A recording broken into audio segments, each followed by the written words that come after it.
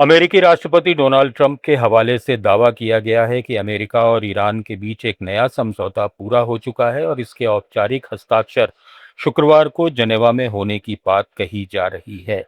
Reports में यह भी दावा है कि अमेरिकी डेलीगेशन का नेतृत्व उपराष्ट्रपति जेडी वेंस करेंगे।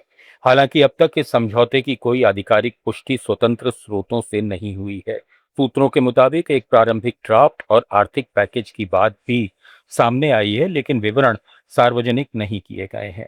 दूसरी ओर इजराइल और कुछ पश्चिमी देशों ने इस संभावित डील पर अलग-अलग प्रतिक्रियाएं दी हैं, जबकि ईरान ने इसे अपनी कूटनीतिक जीत बताया है। फ्रांस के एवियन शहर में 52वीं G7 समिट की शुरुआत हो गई है, जो 17 जून तक चलेगी। इस शिखर सम्मेलन में दुनिया की 7 प्रमुख अर्थव्यवस्थाओं के नेता वैश्विक सुरक्षा, अर्थव्यवस्था और युद्ध जैसे अहम मुद्दों पर चर्चा कर रहे हैं।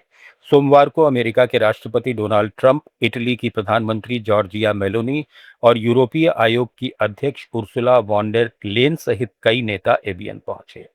भारतीय प्रधानमंत्री नरेंद्र मोदी भी एवियन पहुंच चुके हैं। फ्रांस के राष्ट्रपति इमैनुअल मैक्रों ने ट्रंप के साथ द्विपक्षीय बैठक की और अमेरिका ईरान समझौते को वैश्विक शांति के लिए सकारात्मक कदम बताया। सम्मेलन से पहले अमेरिकी राष्ट्रपति डोनाल्ड ट्रंप और कतर के अमीर शेख तमीम बिन हमद अल थानी की अहम मुलाकात हुई। बैठक में अमेरिका ईरान समझौते, पश्चिम एशिया की सुरक्षा और क्षेत्रीय स्थिरता पर चर्चा हुई। ट्रंप ने दावा किया कि ईरान के साथ हुई डील सफल होगी और अगले चरण की बातचीत और आसान हो सकती है। उन्होंने साफ कहा कि अमेरिका ईरान में कोई पैसा निवेश नहीं कर रहा है। ट्रंप ने दोहराया कि ईरान को कभी परमाणु हथियार रखने की अनुमति नहीं दी जाएगी। वहीं कतर के अमीर ने इस समझौते को क्षेत्र में शांति की दिशा में बड़ा कदम बताया। ट्रंप ने लेबनान पर इजरायली हमले पर नाराजगी भी जताई और रूस यूक्रेन युद्ध को जल्द खत्म करने की अपील की।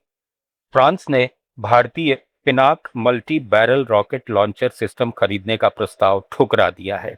हालांकि पहले फ्रांस ने पिनाक में दिलचस्पी दिखाई थी, लेकिन अब उसने अपनी अगली पीढ़ी की रॉकेट आर्टिलरी जरूरतों को पूरा करने के लिए घरेलू रक्षा उद्योग को प्राथमिकता दी है।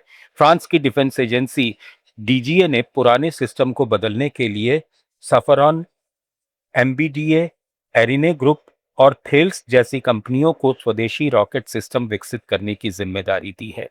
रिपोर्ट्स के मुताबिक फ्रांसीसी सेना को कम से कम 150 किलोमीटर रेंज वाली डीप स्ट्राइक क्षमता चाहिए, जबकि मौजूदा गाइडेड पिनाक की रेंज 75 से 90 किलोमीटर तक है।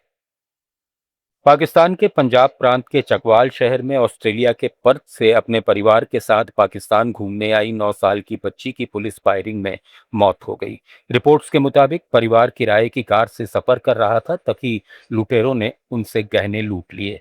वारदात के बाद पुलिस ने कथित तौर पर परिवार की कार को लुटेरों की गाड़ी समझ लिया और उस पर गोलीबारी कर दी। इस फायरिंग में बच्ची की मौत हो गई, जबकि उसके पिता और बड़े भाई गंभीर रूप से घायल हो गए। ऑस्ट्रेलिया के प्रधानमंत्री एंथनी अल्बनीज ने मामले की पारदर्शी जांच की मांग की है। चीन के किंघाई प्रांत के हाइप्सी क्षेत्र में 6.3 तीव्रता का भूकंप आया। चीन भूकंप नेटवर्क केंद्र के अनुसार भूकंप का केंद्र जमीन से 10 किलोमीटर की गहराई में था। भूकंप के बाद इलाके में कई आफ्टर शॉक भी महसूस किए गए, जिनमें एक की तीव्रता करीब 5 दर्ज की गई। राहत की बात यह है कि अभी तक किसी तरह के जान माल के नुकसान या बड़े पैमाने पर तबाही की कोई खबर नहीं मिली है। स्थानीय प्रशासन ने आसपास की बस्तियों और बुनियादी ढांचे का आकलन शुरू कर दिया है। आपात प्रतिक्रिया टीमें अलर्ट पर हैं और स्थिति पर लगातार नजर रखी जा रही है। नेपाल के ऊंचे हिमालयी इलाकों में गर्मियों के आते ही तिब्बत सीमा से लगे कई गांव पूरी तरह खाली हो गए हैं। वजह है दुनिया की सबसे कीमती प्राकृतिक जड़ी बूटियों में शामिल यारसा गुम्बा, जिसे कीड़ा जड़ी या हिमालयन वियाग्रा भी कहा जाता है। महिलाएं, बच्चे और बुजुर्ग समेत हजारों लोग 4000 मीटर से अधिक ऊंचाई वाले घास के मैदानों में इसकी तलाश में जुटे हैं। कई गांवों में घरों पर ताले लगे हैं, जबकि कुछ परिवारों ने घरों की सुरक्षा के लिए लोगों को वेतन पर रखा है। ग्लोबल न्यूज में फिलहाल इतना ही। जुड़े रहिए लेट्स माइक के साथ।